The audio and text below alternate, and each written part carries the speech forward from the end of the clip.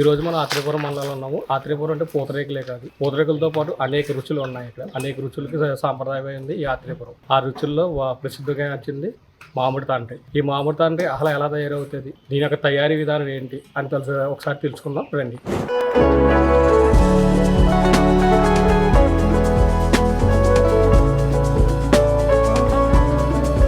వేసవికాలం వచ్చిందంటే చాలు గోదావరి సీమలో మామిడి తోటలు కలకల్లాడుతుంటాయి. కోనసీమ కొబ్బరి తోటల మధ్య వీచే వేడిగాలులు ఒకవైపు ఎండను పెంచుతుంటే, అదే ఎండను ఆసరాగా చేసుకుని ఇక్కడి ప్రజలు నోరూరుంచే ఓ అద్భుతమైన తీపి వంటకాన్ని తయారు చేస్తారు. అదే గోదావరి జిల్లాల ప్రసిద్ధ మామిడి తాండ్ర.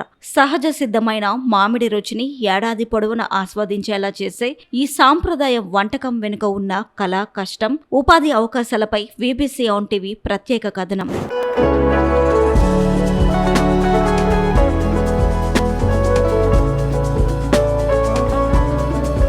గోదావరి జిల్లాలో వేసవి వచ్చిందంటే మామిడి పండ్ల సందడి మొదలవుతుంది. బంగినపల్లి, కలెక్టర్, చెరకు రసం వంటి రకాల మామిడి పండ్లతో తయారయ్యే మామిడి తాండ్ర తెలుగు రాష్ట్రాల్లోనే కాకుండా ప్రపంచవ్యాప్తంగా మంచి గుర్తింపు పొందింది.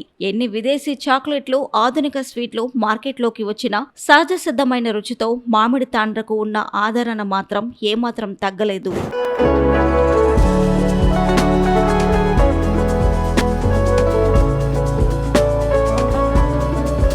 మామిడి తాండ్ర తయారీ అనేది ఒక రోజులో పూర్తయ్యే పని కాదు. ఇది ఎంతో ఓపిక, శ్రమతో కూడిన సుదీర్ఘ ప్రక్రియ.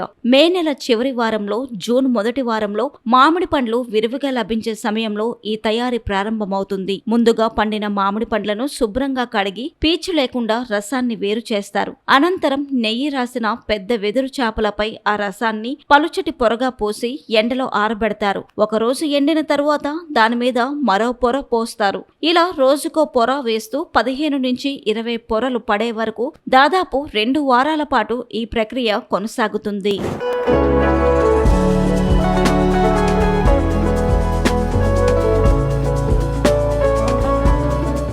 అన్ని పొరలు పూర్తిగా ఎండిన తరువాత వాటిని వెదురు చాపల నుంచి జాగ్రత్తగా వేరు చేస్తారు. అప్పుడు ఆ తాండ్ర అచ్చం బంగారు పలకలా మెరుస్తూ కనిపిస్తుంది. తరువాత వినియోగదారుల అవసరాలను బట్టి చతురస్రాకారంలో ముక్కలుగా కట్ చేసి ప్యాకింగ్ చేస్తారు.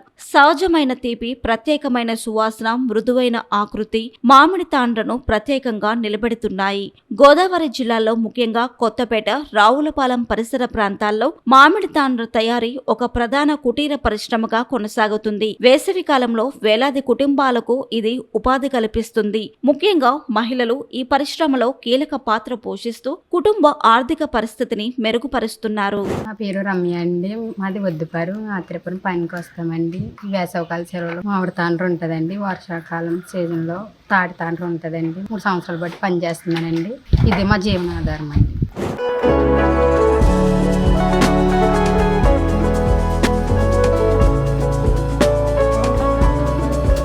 మామిడి తాండ్ర ప్రత్యేకత ఏమిటంటే ఇందులో ఎలాంటి కృత్రిమ రంగులు, రసాయన ప్రిజర్వేటివ్స్ ఉపయోగించరు. కేవలం మామిడి పండ్ల గుజ్జు, సహజ ఎండతోనే ఇది తయారవుతుంది.